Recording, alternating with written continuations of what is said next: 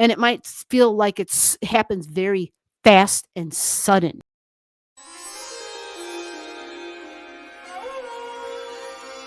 And this will be the week of February 10th. Hello, hello, hello, hello. Welcome, welcome. This is G. You are watching Allastrology. And we are in the month of February. I almost said December. Well, because I'm recording this in December, but this is for February 2025, February 10th, and the following 7 days. Let's see what we have to look forward to. There it is. You can already see I got Uranus's butt there. Can I move that thing? Yeah. I got Uranus here for a reason. And the sun is here as well. Because this week there will be a full moon.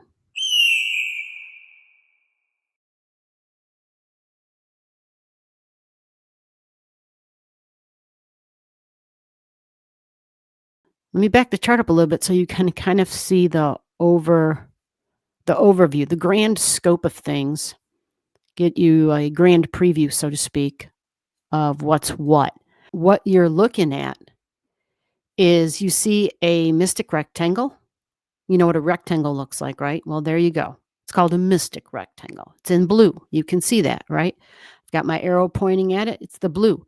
Now, that mystic rectangle is part of a bigger configuration, which we call a kite. You see that? Purple, the deep purple, that's the kite configuration. Deep purple. And whenever we talk about the tip of the kite, it's not about whether it's north or south or east or west. The tip of the kite is always going to be where the two 60-degree angles create the top of a kite. Even technically, this kite is kind of facing upside down.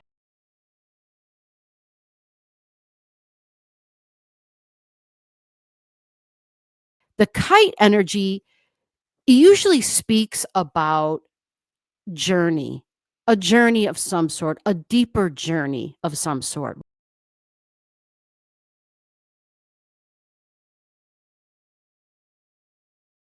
Energy from over here, which is 27 degrees of Capricorn, thinking, choices, options. This is the Mercury degree. Capricorn, long-term financial stability. It's with Pallas Athena, the strategist. I got a map. So there's some real big girl energy here because this is feminine energy, Pallas Athena. She's smart. She can think outside the circle. She can think outside the box, which is why she's got a diamond for the head. She's very intelligent. She thinks long term, but she can see the big picture and she can see the details. This is about what am I building for the long haul? What is it that I want to build? A legacy of some sort, something that will last, multi-generational stuff, something I want to last and build for a long time, usually material and tangible, usually associated with building wealth, material financial security. Okay. At 27 degrees, the thinking degree, the networking, the talking, the speaking degree, the news degree. That's one part of our kite. The other part of the kite, so 27 degrees, again, 27 degrees in Earth. So that's a strong trine, isn't it? The South Node, releases and letting go. What sort of day-to-day routine, schedule, habit, what had I been doing for a nice amount of time? Something I might have even been comfortable with, this, or maybe not. Maybe I've been ready for a change because it represents, it's part of my past, but I'm not going to rely on this anymore. I got to do something different, a new schedule. I need to be more flexible, possibly. Think Virgo energy, which is all about flexibility, but it is about the minutia. It is about the data and the details, but in terms of it makes sense. Like that's Virgo. It's the service industry, by the way, also at the news degree. So the releases, the let go. When we think of how this is at that Mercury degree, the Mercury degree social media, the Mercury degree, the online giants. We think Google, we heard about, maybe a disassembling of its monopoly and whatnot. And so 27 degrees would make sense for this, right? It's a reshuffling for sure, a release and let go, and possibly jobs, because that's Virgo, our jobs. What are we doing on a daily routine? If we're not at home, we're at work. If we're not at home, we're at school. If we're not at home, we're at the store shopping, right? It's whatever you do in a regular, right? We might be out taking care of our health and exercising and walking. It's holistic kind of stuff. Virgo energy, very earthy energy.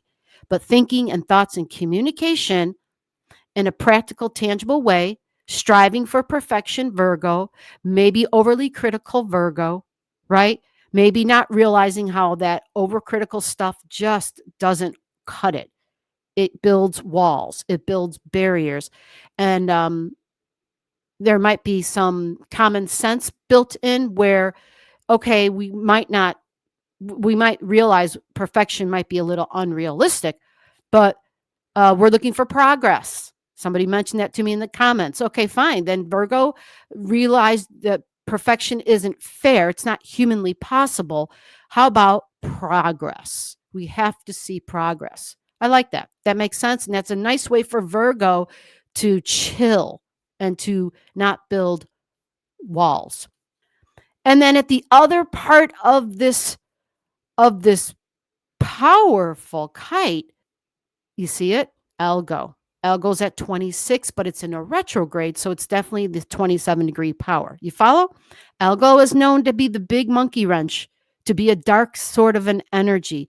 And I don't, maybe dark is the wrong word, but usually, Algo is about the desire energy. So it can be difficult to deal with. Okay.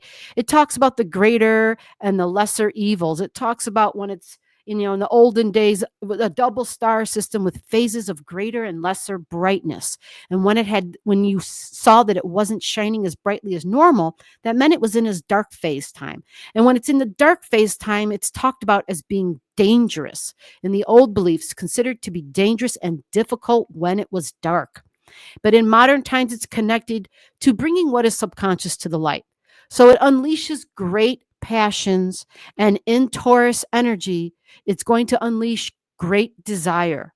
Great desire. When we think about the Venus energy, my values, right? What I want. It's not about what I need, it's about what I want. And it's Taurus. So we think about wealth accumulation and greed. It's going to be channeled through to the North Node in Pisces, which speaks to, yes, 27 degrees, right? 27 and conjunct Neptune. Now we have a stellium here, 27 degrees, conjunct Neptune at 28, conjunct Hermes at 28. On the other side, we have something at 26, and we also have Isis, who is there to restore something, possibly restore the belief, possibly restoring faith. Politics, politicians, actors, actresses. This Pisces energy can be very tricky because this is best used when it's creating. It's not to be used when speaking about truths. It's really for a spiritual, more of a non-tangible, ethereal type of energy. This is prayer, meditation, sound, and music, putting on a performance and trying to impress somebody. Not impress as in, ooh, I'm impressed by them. Like, wow, how impressive. But impress like a feeling and an emotion, trying to, I don't want to say manipulate, although this energy can go that way, trying to manipulate, but it's trying to sway us. Like when you watch a movie, what are the actors and actresses doing, right? Their part has to be believable. If you don't believe the character they're playing, first of all, you don't give a shit about the characters. And then, if you don't give a shit about the characters in the movie or the book, what's the point of reading it? You don't care about them, right? Well, how do you do that? That power of persuasion. You have to be really good in your craft. So you see a lot of folks, in Capitol Hill and politics that use this power. But the other side of it is you see a lot of folks creating and demonstrating through their performances in creative ways that we get to enjoy.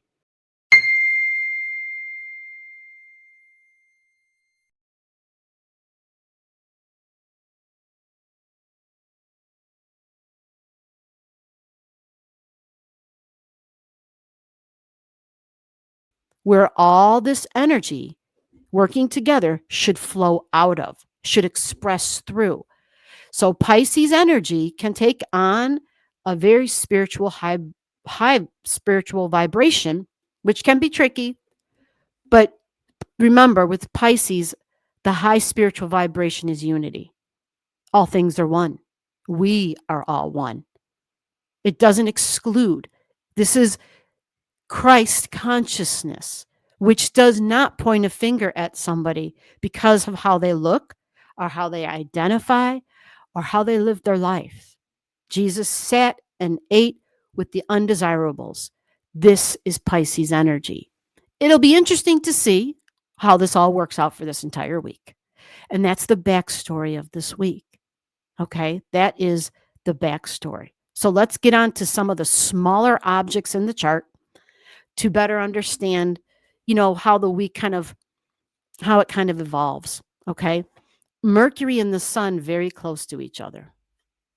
Can you see this? The sun is at 22 degrees. It moves 7 degrees a day. That means by the end of this week, the sun will almost be out of the sign of Aquarius. In 7 days' time, the sun will be at 29 degrees, a critical degree of Aquarius in 7 days' time.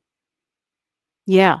Shocks and surprises is Aquarius energy. It's group energy. It's expect the unexpected. It's the unconventional. It's, hey, this may have never been done before. Or if it has, it's been a very long time since it's been done. And we need to revisit it. It was something that was done for a short amount of time. And we might have to revisit it. Remember in the pandemic when we wore masks? Remember back in the day when they had the last pandemic, they wore masks. They didn't wear a mask for the rest of their lives. It was for a short amount of time. We're going to do something that's unconventional, something that's different. You follow? That's Aquarius energy. It kind of has a short-term vibration to it. So it does make a difference, though, that this time Pluto's in Aquarius and it is staying here. Now it is here for the next 18 to 20 years. Pluto making a change with different and new, making a change with group energy. So to give you science, and we think friends and social causes, my social groups, my social circles. This is Aquarius energy. It's different. It's unique. It's very unique. It's all about how authentic and original are you? How authentic and original can you be? Aquarius usually steps out to stand out. It is a group energy. However, it is the person that can separate themselves from the group, even though they're still in the group. Starts off at 22. Woo, businesses and corporations, 22 degrees and an authority figure. Aquarius, ruled by Uranus, is already an authority figure energy, which is part of the reason we got Uranus at the top here, because it's Aquarius season. And when you have Aquarius season, shit's going to change.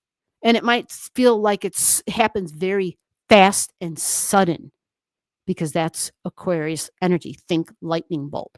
Okay. That's how it works. So science and medicine, we think unions, the power of the group, Pluto and Aquarius, but also power to individuals.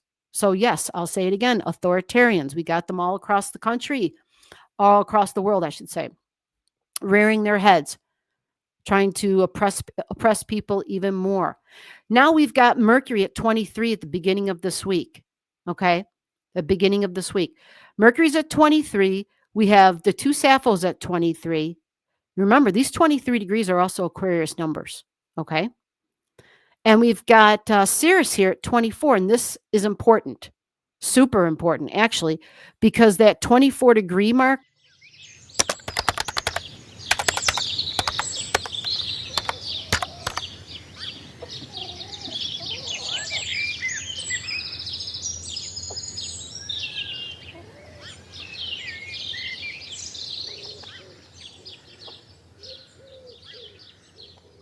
Mercury is going to travel this week. Okay. On the 12th and the 13th, she's nearing the critical degrees of Aquarius on the 12th and the 13th. By the 14th, she's in Pisces. I'm going to say that again. On the 12th and the 13th, Mercury in Aquarius is at critical degrees on the 12th and the 13th. Remember, Mercury is news, information, siblings, coworkers, neighbors, right? Group energy, friends, classmates, merchants, definitely online energy, online neighbors, online communications, networking, big time because it's in Aquarius. When Mercury's in Aquarius, the mind is super strong. This is scientist energy. These are the rocket scientist energies for sure. Okay, when we got Mercury in Aquarius. Remember, Mercury and the sun are going to have a day here where the power comes through. Normally, when Mercury and the sun are together, there's a problem with the Kazemi energy. You know, it's called combust, where the sun is so strong it burns up Mercury's ability. But just keep in mind, Mercury's really strong on Aquarius. Okay, so with that said, Mercury's moving pretty quickly. All right, Mercury is going to get to 28, 29 degrees, 12th and the 13th. By the 14th, Mercury's at 0 degrees in Pisces energy. By the 14th, Valentine's Day, Mercury is at 0 degrees in Pisces. Okay.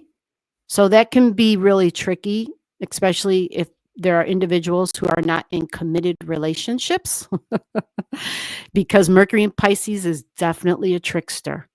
You cannot trust Mercury in Pisces. That is very fantasy, very dreamy. Okay. Very, I'll say whatever I need to say at that moment to sell you something big time. All right. Be very cautious with Mercury and Pisces. Just keep that in mind. All right.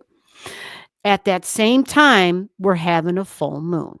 Yeah. We're having a full moon. Again, got a video out about that already. I'm going to touch on it here real quick.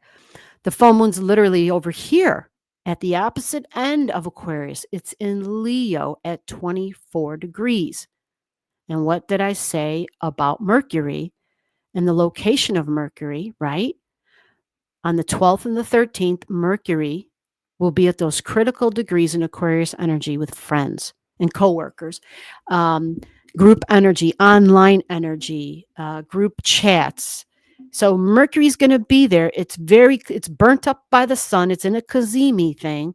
So it's not functioning as a high Mercury in Aquarius when it's that close to the sun. Okay. On the 12th, this is when the full moon occurs. So we got Mercury likely delivering big news, shocking and surprising news. Okay. Shocks and surprises. Now, because the way media works, there might be something else that covers up some of the news, but that doesn't mean it's not important, right? Media's selective or controlled or both, whatever you want to, whatever your thing is. So the full moon at 24 degrees in Leo energy, remember 24, this has got the Pisces vibration to it. Okay, it's got the Pisces vibration because it's at 24 and it's a full moon. So full moons represent endings and closures. Well, Pisces energy kind of really means that too. It's the end of a cycle. It's the last sign in the zodiac. There's something there where it's like a completion and a culmination and an ending. Pisces can also be a release energy. At 24 degrees, this can be prison. This can be, again, fantasy, things getting really confusing all of a sudden. This can be public figures. It can be politicians. So it's a full moon at a Pisces degree.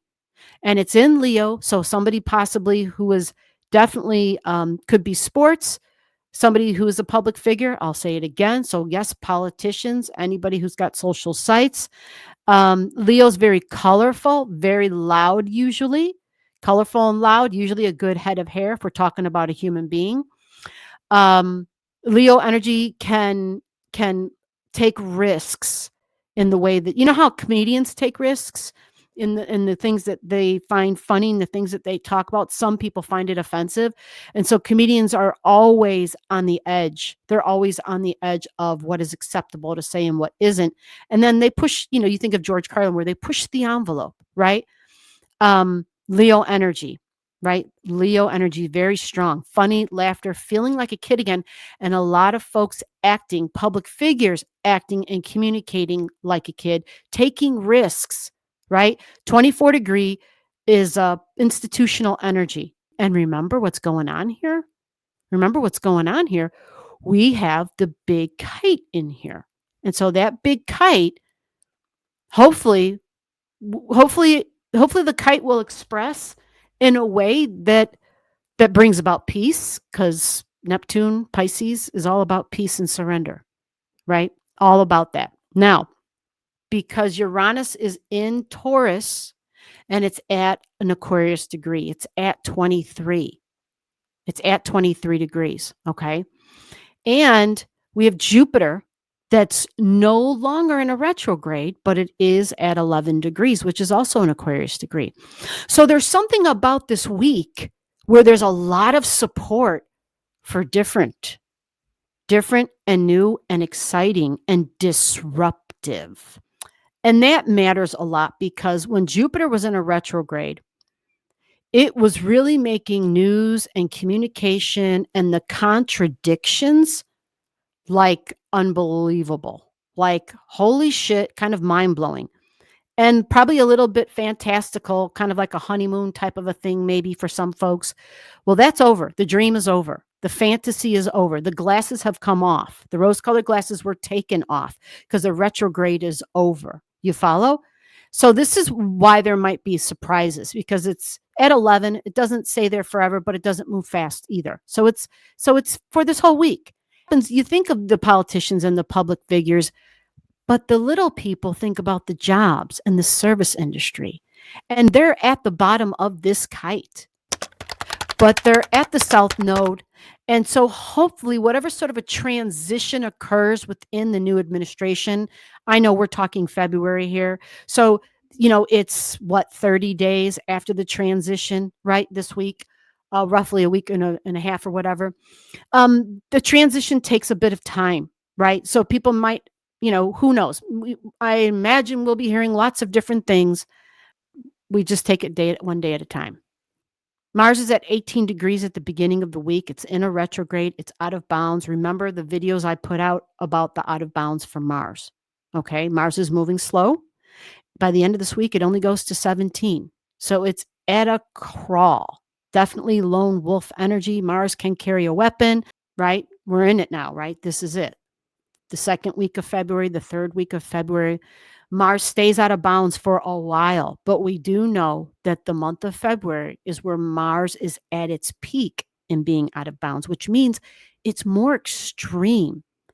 It's more extreme than usual. That's what that means. That's what an out of bounds means. And it's a retrograde, okay? Retrograde means extreme. Mars is angry. Mars can carry a weapon. It can be optimistic as well. So when you have Mars within the emotions, there's going to be these extreme mood swings from being optimistic and fiery and let's start this and let's do that. And then all of a sudden we go to this side where I'm all crawled up in my shell, my turtle shell, and I'm hiding and I'm yeah. So there's these extreme moods. This is some really bipolar energy. Really, really important to help manage expectations. So whether it's Valentine's Day expectations, relationship expectations between a man and a woman, understanding these bigger cycles and the Aquarius energy, authority figure. The sun is the ruler of the full moon on the 12th, authority figure, right? But Aquarius energy is where the sun up in the sky for the Leo full moon, the sun will be at 24 degrees in Aquarius energy. Aquarius, which highlights Uranus energy, individuality, doing something different. I need to break away. I need some room. I need some space. I need some freedom and some independence. You're not the boss of me, Aquarius energy. From the 14th all the way, well, until she leaves Pisces, which is going to be a little bit of time. By Monday, Mercury will be at 5 degrees in Pisces. And remember, that's when the sun is at 29 degrees in Aquarius. So we will pick up next week's video, starting off talking about that. Keep in mind and the eye focused on the creative outlet and power that we have for this kite that's present. Remember the sensitivities. Know your boundaries. It's your job to know your boundaries. That's a big Pisces theme. Know your physical and energetic boundaries and state them. Honor them. Don't betray yourself. Don't betray your heart. Don't betray your own independence and your own individuality. This isn't selfishness. This is what's required to learn how to function in the 3D. You follow? It's not about greed. It's about understanding boundaries, okay? And understanding how to have healthy places of peace and respite and sleep and time out. That's Pisces energy, music and sound. Use it to your advantage because the energy is here. All right? Hope you enjoyed this. I will see you in the next video. Take care.